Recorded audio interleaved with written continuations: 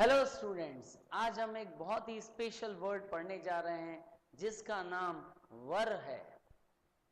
WERE, वर। वर शब्द का इस्तेमाल पास्ट टेंस के सेंटेंस बनाने के लिए किया जाता है, बट आज हम वर का एक स्पेशल यूज जानेंगे। वर का इस्तेमाल हम इमेजिनेटिव सेंटेंसेस यानी कि कल्पनात्मक वाक्यों को बनाने में इस्तेमाल किया जाता है। कैसे? सबसे पहले हम स्ट्रक्चर जानेंगे।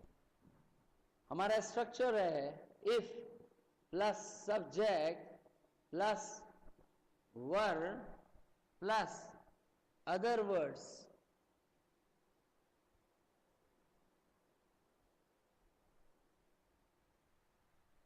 If plus subject plus were plus other words. If की मीनिंग होती है हिंदी में यदि, और सेकंड हिंदी मीनिंग होती है काश।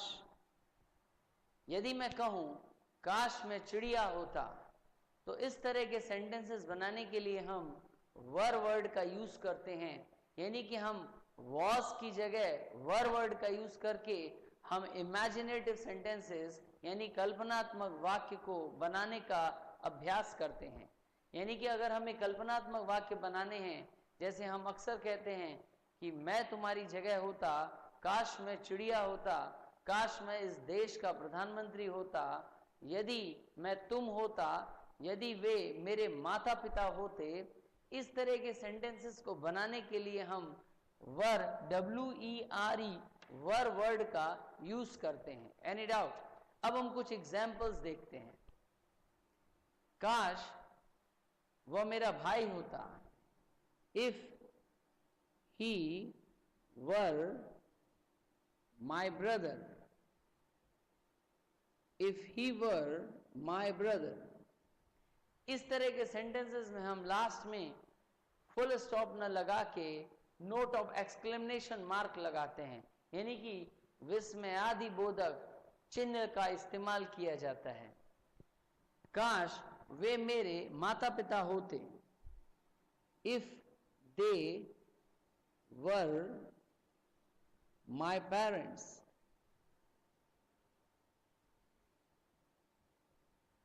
एग्जाम्पल नंबर 3, काश मैं चिड़िया होता, if I were a bird।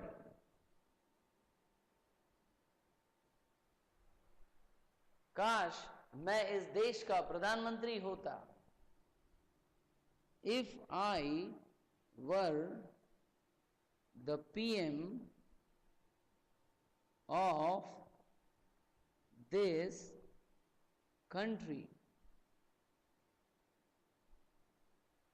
काश या यदि, इन दोनों में से किसी भी एक शब्द का इस्तेमाल करके हम इस तरह के इमेजिनेटिव सेंटेंसेस का इस्तेमाल कर सकते हैं।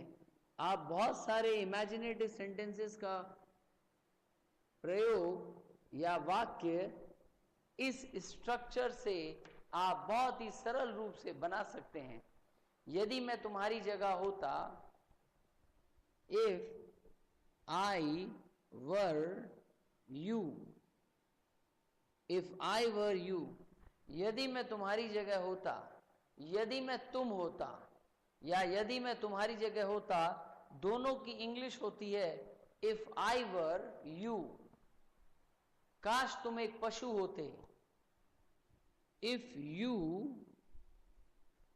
वर एन एनिमल।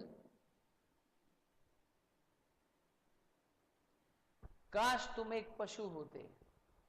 यदि वह किसान होता, काश वह किसान होता, if he were a farmer.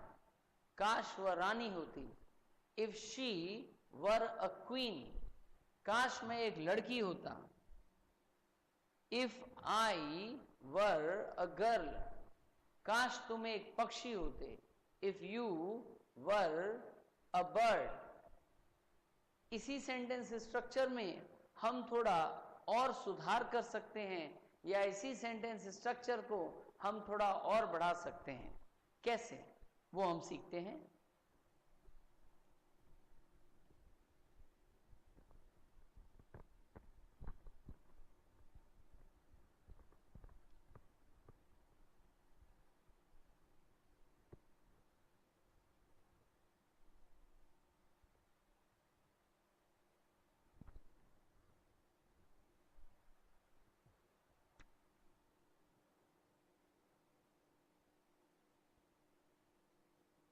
Conditional sentences,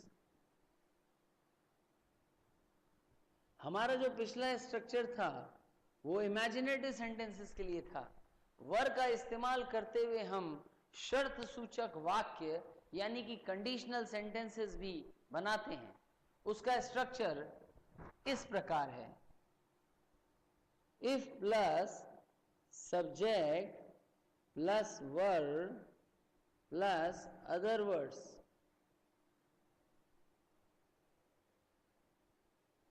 इसी स्ट्रक्चर को हम आगे बढ़ाते हैं, सब्जेक्ट प्लस वुड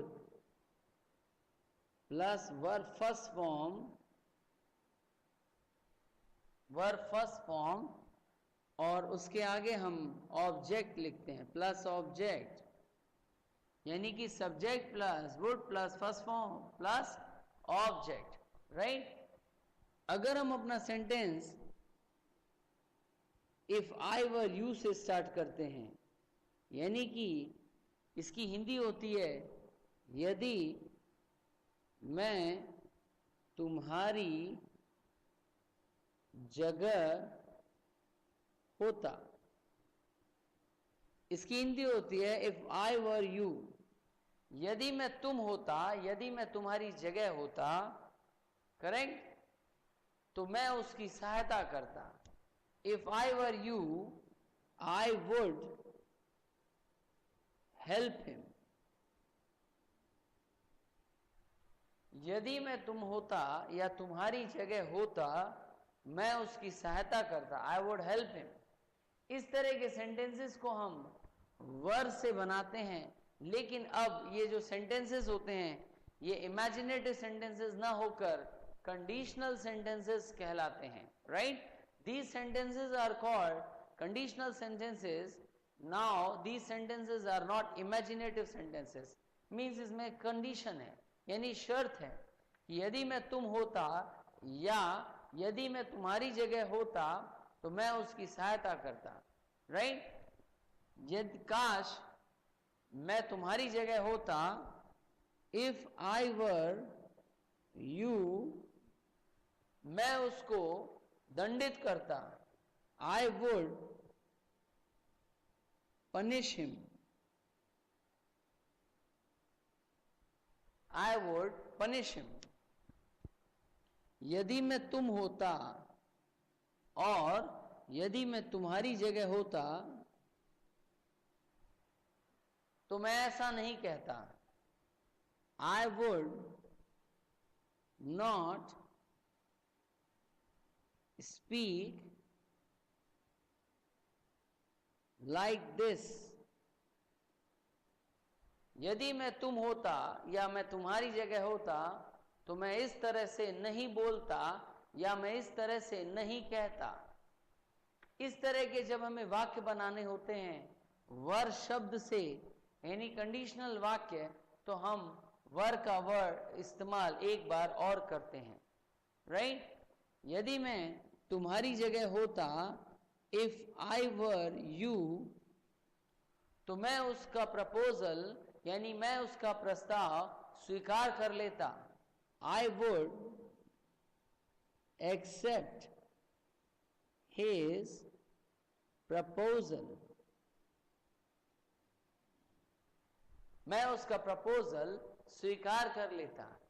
यदि मैं तुम्हारी जगह होता तो मैं जीत जाता, if I were you, if I were you I would